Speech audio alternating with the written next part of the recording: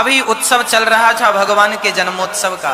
जब भगवान श्री कृष्ण को वसुदेव जी सिर में रखकर चले तो वसुदेव जी के पांव की बेड़ियां और हाथ की हथकड़ियां खुल गईं। अर्थात जो भगवान श्री कृष्ण को लेकर चलता है वह संसार के हर बंधन से वैसे ही मुक्त हो जाता है जैसे वसुदेव जी बेड़ियों और हथकड़ियों से मुक्त हो गए। ईश्वर को साथ में लेकर चलने की आदत बनाओ। दुनिया का कोई बंधन इतना शक्तिशाली नहीं है कि वो आपको बांध सके और आपका रास्ता रोक सके। जीवन में परेशान वही है जिस पर भगवान की छत्र छाया नहीं है, कृपा नहीं है। अब बताओ, भगवान की कृपा के बल पर हनुमान जी प्रभु मुद्रिका मेली मुख माही जलधि लांग गए अचरज नाही। एक छोटा सा बंदर श्री हनुमान जी समुद्र को छलांग लगा के पार कर गए। हाँ, लगभग 1200 किलोमीटर है ना, लगभग 100 योजन अर्थात लगभग 12 किलोमीटर हनुमान जी छलांग लगा के पार कर गए। अब बताओ, क्या कोई सामान्य बंदर ऐसा कर सकता है? नहीं। हनुमान जी से पूछा गया, आपने ऐसा कैसे किया, कहां से इतनी शक्ति आई? बोले, राम नाम मेरे मुख में था, प्रभु मुद्रिका मेली मुख माही और जलधि लांघ गए अचरज नाही। आश्चर्य नहीं है? यदि भगवान का नाम जिह्वा पर हो तो समुद्र को क्या लांघना, भव सागर को लांघ कर ही आप भगवान के चरणों में पहुंच जाएंगे। यह भगवान के नाम की महिमा है। तो भगवान के नाम में असंभव कुछ नहीं है। इसलिए हम लोग ये सोचने लगते हैं कि हम ये सोचे थे कि ये हो जाए, पर वो तो हुआ नहीं, मतलब भगवान हमारा साथ नहीं दे रहे हैं। याद रखना, आपके मन की कभी नहीं होगी, हमेशा भगवान के मन की होगी। और भगवान जो करेंगे वो आपके लिए अच्छा नहीं, बहुत अच्छा करेंगे। यदि जीवन में कोई तकलीफ आए तो समझ लेना कि ईश्वर आपके लिए बहुत अच्छा सोच रहे हैं, कुछ अच्छा कर। एक उदाहरण से समझाता हूं, आपको ऐसे समझ में नहीं आएगा। एक एग्जाम्पल से समझाता हूं। मैया सावधान होना, गपशप तो नहीं चल रही है? हाँ, अब सुनो। एक कुम्हार था। कुम्हार मिट्टी लेने के लिए खेत गया। खेत में मिट्टी पड़ी थी, उसे खोदा, फावड़े से खोदकर तगाड़ी में भरी और लाया। अब वो मिट्टी भगवान से कहने लगी, हे विधाता, बरसों से मैं खेत में पड़ी थी, अब वहां रहते रहते एक संबंध सा हो गया था, अपनापन हो गया था, और ये कुम्हार मुझे ले आया, मेरे साथ बहुत बुरा हुआ। ले तो आया, इतना ही नहीं, उस मिट्टी को कुम्हार ने पांव से रौंदा। माटी ने कहा, लो ये कितना गलत हो रहा है, मेरे साथ पांव से रौंदा जा रहा है। रौंदा, इतना ही नहीं, चक्के में रख करके उसका घड़ा बनाया, थापी मारी। यहां तक तो ठीक था, मिट्टी बोली, धूप में रख दिया, कड़क धूप में मैं सूख गई। अरे इतना ही नहीं, उस माटी ने कहा, हे विधाता, तूने मेरे साथ अन्याय किया है। क्यों? देख, अब ये मुझे आग में तपाएगा। आग में रख दिया और वो मिट्टी जलकर लाल हो गई, पक गई, घड़ा पक गया।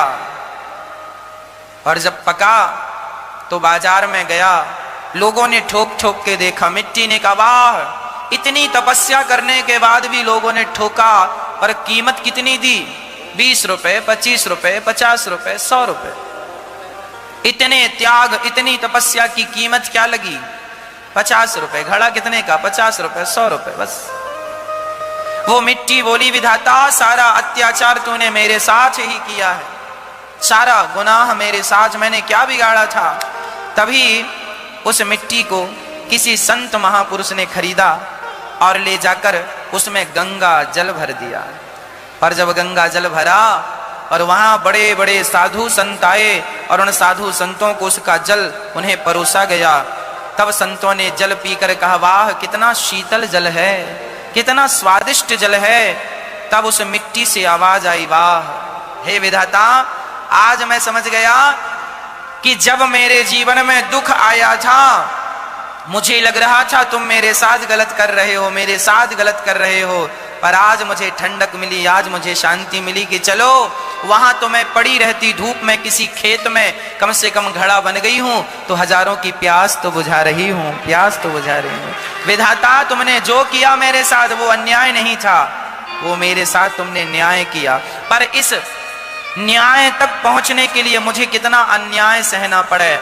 यदि आपके जीवन में भी कुछ अन्याय हो रहा है तो ये जरूर याद रखना कि अंत में आपके साथ न्याय होगा और उस न्याय से आप जरूर संतुष्ट होंगे। ईश्वर का सबसे बड़ा तोहफा आपके लिए वही होगा। घबराइएगा मत। जीवन में जब संकट, जीवन में जब विपत्ति, जीवन में जब कष्ट आते हैं, जीवन में जब अंधकार छाता है तो उसके बाद खुशी का सूर्योदय, आनंद का सूर्योदय जरूर होता है।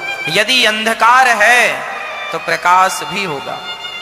बस इंतजार करिएगा। परमात्मा अपनी कसौटी में आपको कस के देख रहे हैं। धैर्य रखिएगा, हिम्मत ना हारिएगा। उस मिट्टी को आग में तपाया गया, फिर भी उसने जो जल भरा गया उस जल को उसने गर्म नहीं किया, उसने अपने स्वभाव से ठंडा ही किया। तुम हमारे साथ कितना भी अत्याचार कर लो पर हम अपने स्वभाव को कभी नहीं छोड़ेंगे। यह सीख लेना चाहिए उस माटी से। तुम हमें जलती भट्टी पर डाल दो फिर भी हम तुम्हारे लिए बद्दुआएं नहीं, दुआएं निकालेंगे। विधाता इसको सद्बुद्धि देना, इसका कल्याण करना। बस हम आपके लिए क्या बद्दुआएं निकालेंगे। इसलिए कोई तुम्हारे साथ कितना भी अत्याचार करे उसके लिए तुम अच्छा ही विचार रखो। हे विधाता इसे सद्बुद्धि दो। कोई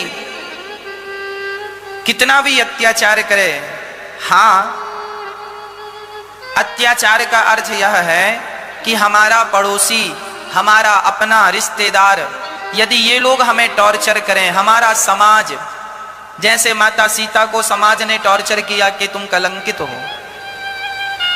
यदि कोई विदेश का आदमी टॉर्चर करे, परेशान करे तो उसे तो मार देना ही धर्म है। उसे तो मुंह तोड़ जवाब। आतंकवादी को तो क्षमा नहीं करना चाहिए। हम आतंकवादी को क्षमा करने की बात नहीं कह रहे हैं।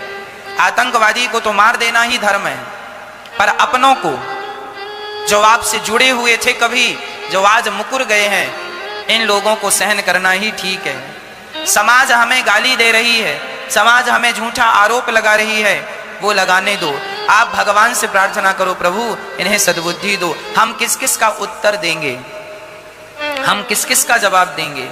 इसलिए हम भगवान के भरोसे रहें, हमारे बदले का जवाब भगवान देंगे। जब तुझसे ना सुलझे तेरे उलझे हुए धंधे, जब तुझसे ना सुलझे तेरे उलझे हुए धंधे, तब भगवान के इंसाफ पर छोड़ दे ऐ बंदे। वही तेरी मुश्किल आसान करेगा, जो तू ना कर सका वो भगवान करेगा।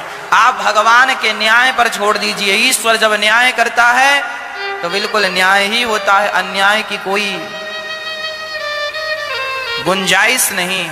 इसलिए ईश्वर पर विश्वास जरूरत से ज्यादा होना चाहिए। कृष्ण मेरे हैं ये विश्वास बन जाए इस जिंदगानी में, श्रद्धा बन जाए, सब भगवान है यह दृष्टि बन जाए। बस फिर क्या चाहिए। अगर वो चाहे हमें तो फिर क्या चाहिए। भगवान का उत्सव चल रहा है सारे ब्रजमंडल में, खूब आनंद से मनाया जा रहा है। चारों तरफ आनंद ही आनंद। मैया बधाई हो, बधाई हो। जो भी आता है श्याम सुंदर को देखता है तो देखता नहीं, देखता रह जाता है। भगवान है ही इतने सुंदर, बहुत सुंदर है भगवान। अब सारी नगरी इकट्ठी हुई, बधाई हो यशोदा, बधाई हो। खूब बधाइयों पे बधाइयां लुटाई गई। वाह वाह, खूब आनंद हुआ। नंद बाबा गाय लुटा रहे हैं, गाय, गौ माता का दान, खूब गाय दान कर रहे हैं। ले जाओ ले जाओ ले जाओ, खूब गाय दान। आप लोगों ने जीवन में दान, गौ दान किया कि नहीं?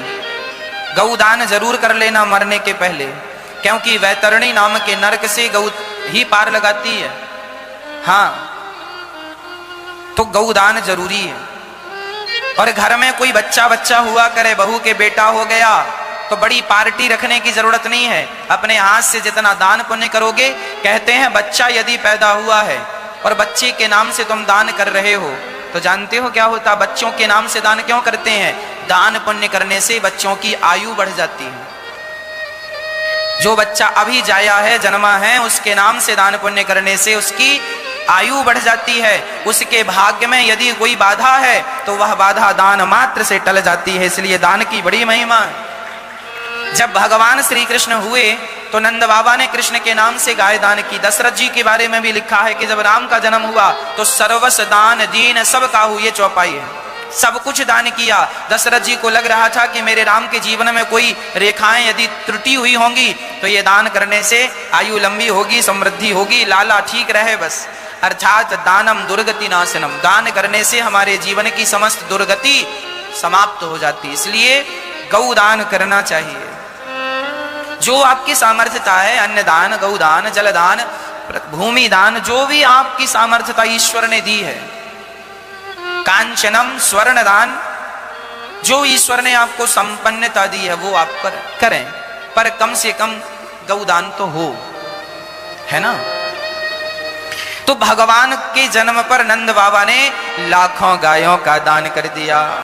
पूतना मौसी के अंदर जरा कपट था, जहर पिलाया, स्तन मुंह में दिया, भगवान ने जहर पिया, पकड़ लिया कस के, पूतना चिल्लाई, भगवान ने पहले जहर पिया फिर दूध पिया, पकड़ के प्राण पीने लगी, पूतना चिल्लाई बालक छोड़ दो, भगवान बोले मौसी जी पकड़ने की व्यवस्था पूरी है पर छोड़ने की व्यवस्था नहीं है यहाँ। और जब भागी तो भगवान ने प्राणों का पान किया, धड़ाम से गिर पड़ी। पूतना लोके बालघिनी राक्षसे रुधिरासना जिघांसयापहरे स्तनम दत्वाप सदगतिम। नंद बाबा, अब मैया यशोदा लाला को लाई, गैया की पूंछ से नजर उतार रही है और भगवान श्री कृष्ण बड़े प्रेम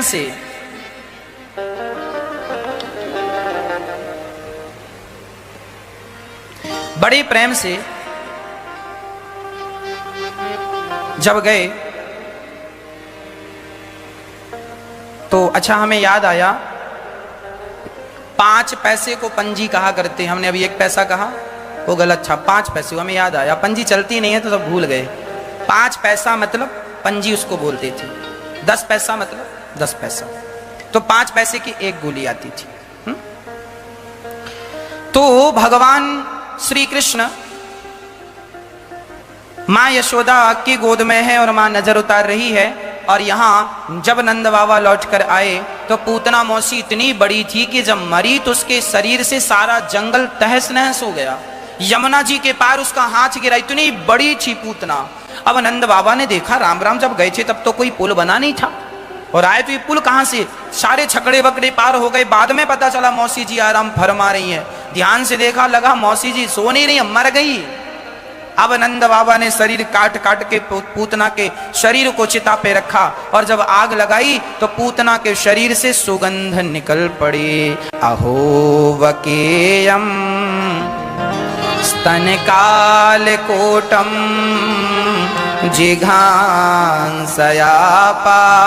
यदाप्यसाध्वी लेभे गतिम धात्र्युचितां ततोऽन्यं कं वा दयालुं शरणं व्रजेम। भगवान ने पूतना मौसी को तार दिया।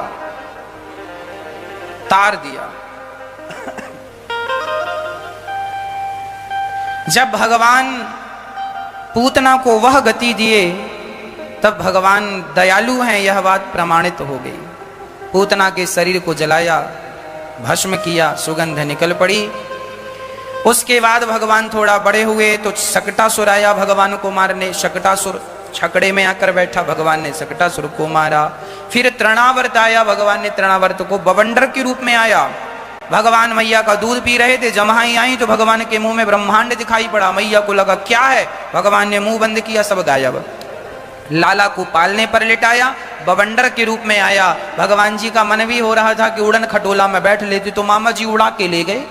हवा गर्मियों में गोल गोल चलती है ना, उसी के रूप में ये राक्षस आया और भगवान जी ने ले जाकर इसकी गर्दन कस के पकड़ ली और दे मारा शिला पर। गोविंदाय नमो नमः, तृणावर्त का उद्धार किया। इसके बाद गर्गाचार्य जी आए और भगवान का नामकरण संस्कार हुआ। गर्गः पुरोहितो राजन यदो नाम सुमहातपा ब्रजम जगाम नंदस्य वसुदेव प्रचोदितः। अब गर्गाचार्य जी आए जो कि नंद वसुदेव जी के गुरु थे। अच्छा, नंद बाबा के गुरु थे शांडिल्य ऋषि और वसुदेव जी के गुरु थे गर्गाचार्य जी। गर्गाचार्य जी भगवान श्री कृष्ण का नामकरण संस्कार करने आए। नामकरण, अब नाम रखते हैं मैया। अब यशोदा और रोहिणी दोनों बैठी हैं, कृष्ण और बलराम को लेकर के सुंदर सा गाय के गोबर से लीप करके दोनों जन बैठी हैं और प्रेम पूर्वक नाम कलश जलाया, कलश स्थापित किया, दीप जलाया और नामकरण संस्कार। मैया ये जो बलराम, ये रोहिणी जो आपका बेटा ना यशोदा की गोद में, इसका नाम राम होगा, पर बल अधिक होने से लोग बलराम भी कहेंगे और शंकरषण भी कहेंगे। इनका नाम शंकरषण इसलिए पड़ा कि यह माता देवकी के गर्भ से निकलकर भगवान ने रोहिणी के गर्भ में ट्रांसफर किया था।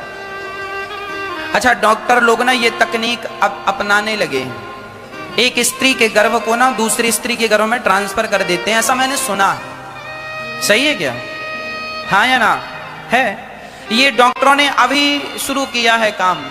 हमारे भगवान श्री कृष्ण ने दवाई कर दिया था, 5,500 साल पहले की टेक्नोलॉजी है ये, अब कहीं जाकर के डेवलप हुई है, अभी तक सोई पड़ी थी। तो साइंस जो कर रहा है अच्छा कर रहा है, पर वही कर रहा है जो हमारे शास्त्रों में ऑलरेडी पहले हो चुका है, कोई नया नहीं है, अभी कोई नया आविष्कार नहीं है। सब जो हो चुके हैं सब वही आविष्कार लुप्त हो गए थे, फिर प्रकट हो रहे हैं। अभी तो इतना कुछ बाकी है कि अभी तो साइंस को और काम करना पड़ेगा। अभी तो शास्त्रों में जो लिखा है अभी तो उसको करने के लिए बहुत समय लगेगा। हाँ, हनुमान जी पूरा का पूरा पहाड़ उठा के ले आए, ये भी तो एक टेक्नोलॉजी थी। अभी कौन पहाड़ लेके जा रहा है बताओ? अभी साइंस ने एक काम जरूर किया है। एक बार हमने सुना था कि एक बहुत बड़ा पीपल का पेड़ था और उसे काटना था, तो साइंस ने काटा नहीं, उसे जड़ से उखाड़ कर दूसरी जगह पे लगा दिया और वो सफलता पूर्वक लग गए। एक बड़ा विशाल पीपल, उसे नीचे से खुदाई करी मशीनों से, पूरा का पूरा माटी सहित उखाड़ लिया और दूसरी जगह पे। तो देखो ये टेक्नोलॉजी है ना, एक पेड़ को दूसरी जगह पे लगा दिया, काटा नहीं, समझदारी है, अच्छी बात है। हनुमान जी ने पूरा का पूरा पहाड़ उठा लिया, तुम एक पेड़ उठा पा रहे हो अभी, हनुमान जी पूरा पहाड़, मतलब वो उनकी टेक्नोलॉजी आज की टेक्नोलॉजी से कितनी एडवांस रही होगी। हाँ जी, माता देवकी के गर्भ से